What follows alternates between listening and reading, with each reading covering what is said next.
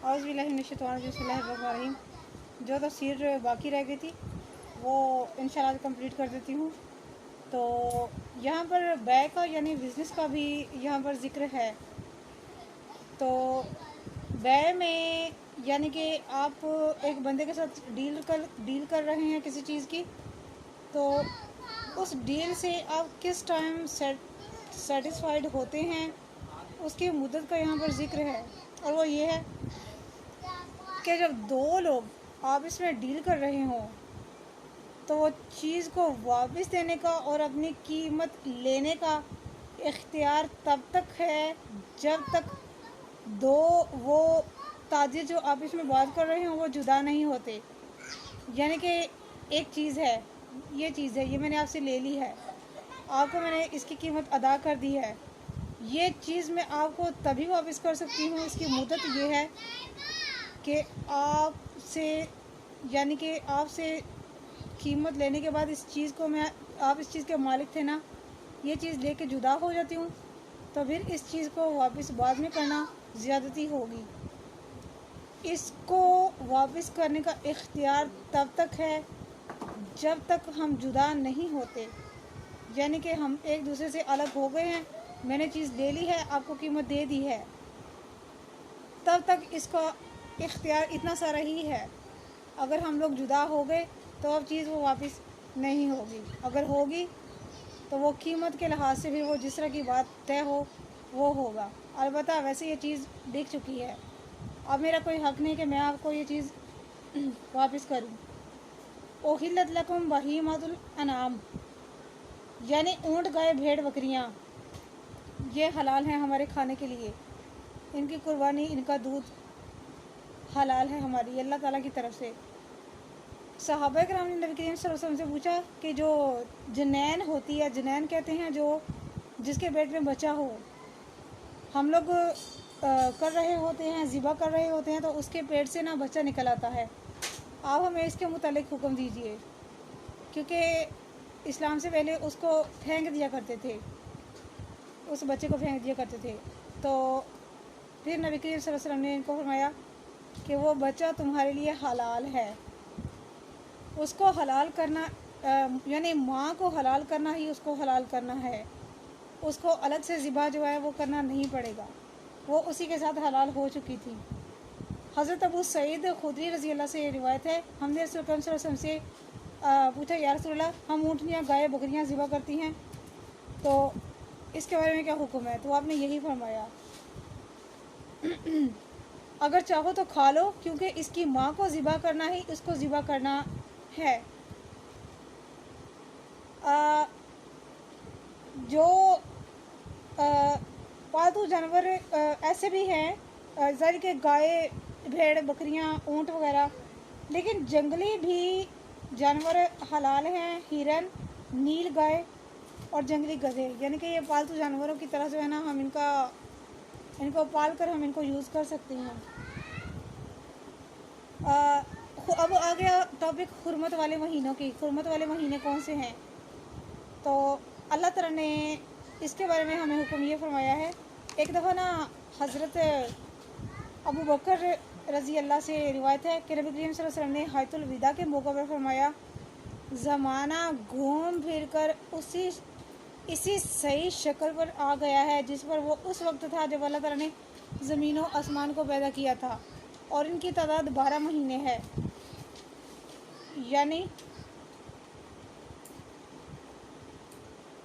سال 12 مہینوں کا ہے۔ ان میں سے 4 مہینے حرمت والے ہیں، 3 لگاتار ذی القعدہ، ذی الحج اور محرم، چوتھا رجب ہے۔ بنو قبیلہ مضر کی طرف منسوب ہے اور جمادی الاخری اور شعبان کے درمیان میں آتا ہے، یعنی کہ یہ رجب ہی ہے۔ یہ حرمت والے مہینے ہیں، ان مہینوں میں لڑائی نہیں کرنی اور کسی صورت نہیں کرنی۔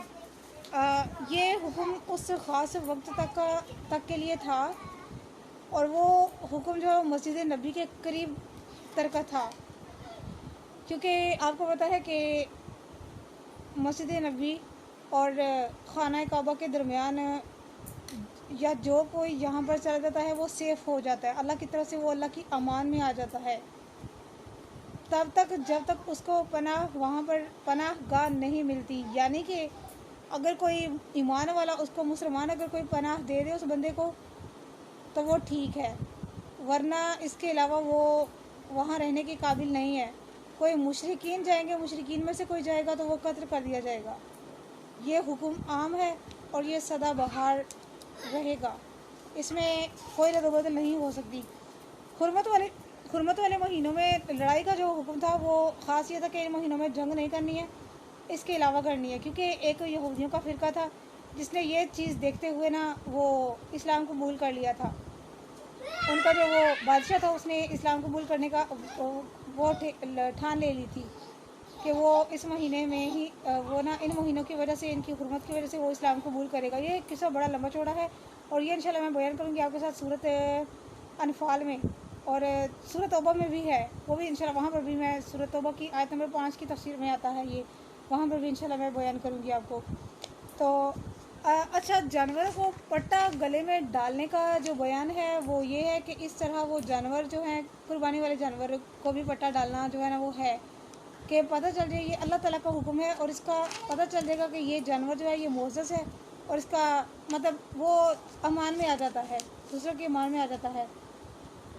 اور اس نبی کریم صلی اللہ علیہ وسلم ایک دفعہ نا حج کے ارادے سے نکلے تو ذوالخلیفہ وادی عقیق میں رات گزاری.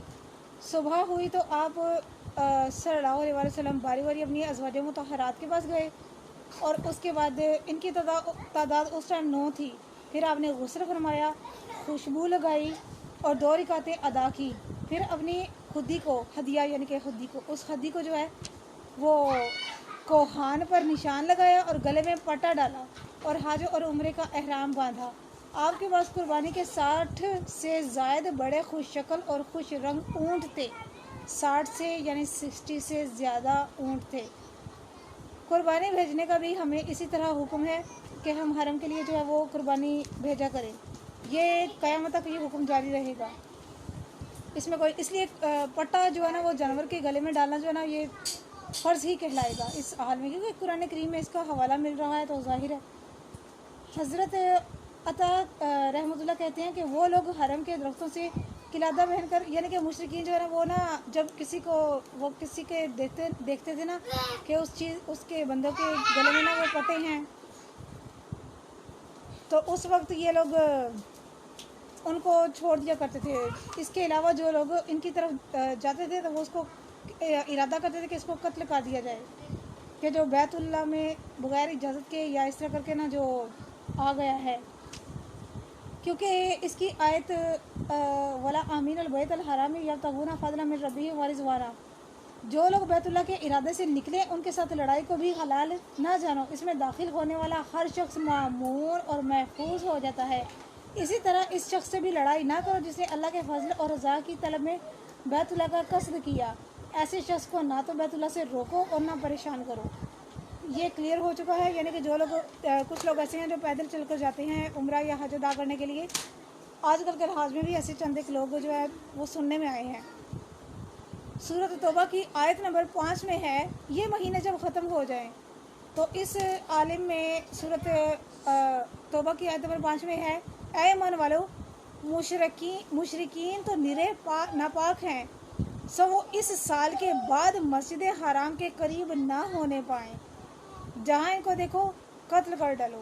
اسی لیے رسول اللہ صلی اللہ علیہ وسلم نے 9 ہجری میں سیدنا صدیق اکبر رضی اللہ کو امیر بنا کر بھیجا، تو ان کے پیچھے ہی سیدنا حضرت علی مرتضیٰ رضی اللہ کو بھی بھیجا کہ وہ بطور نیابت رسول اللہ صلی اللہ علیہ وسلم کی طرف سے برات کا اعلان کر دیں، یعنی کہ یہ جو ہے وہ ان کو حکم سنا دیں.